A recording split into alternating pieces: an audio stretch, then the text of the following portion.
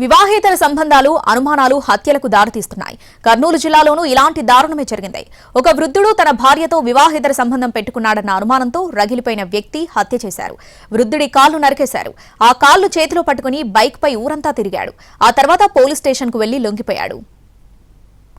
కర్నూలు జిల్లా సూదిరెడ్డిపల్లిలో ఉంటున్న శేషన్న డ్రైవర్గా పనిచేస్తున్నాడు. ఆయన వయసు 62 ఏళ్లు.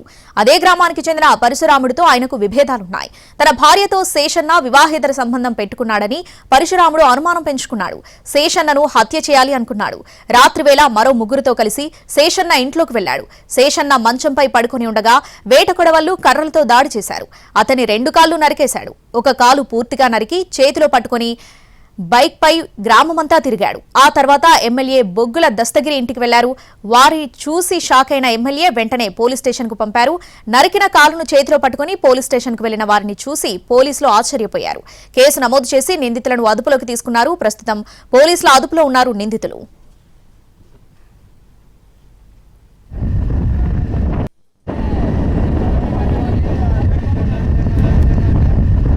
ముగ్గురికి శిక్ష పడాలి సార్.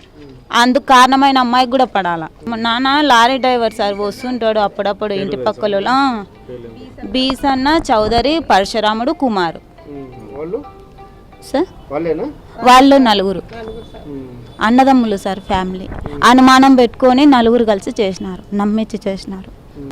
వచ్చిన బీసన్న చౌదరి, పరశురాముడు, కుమార్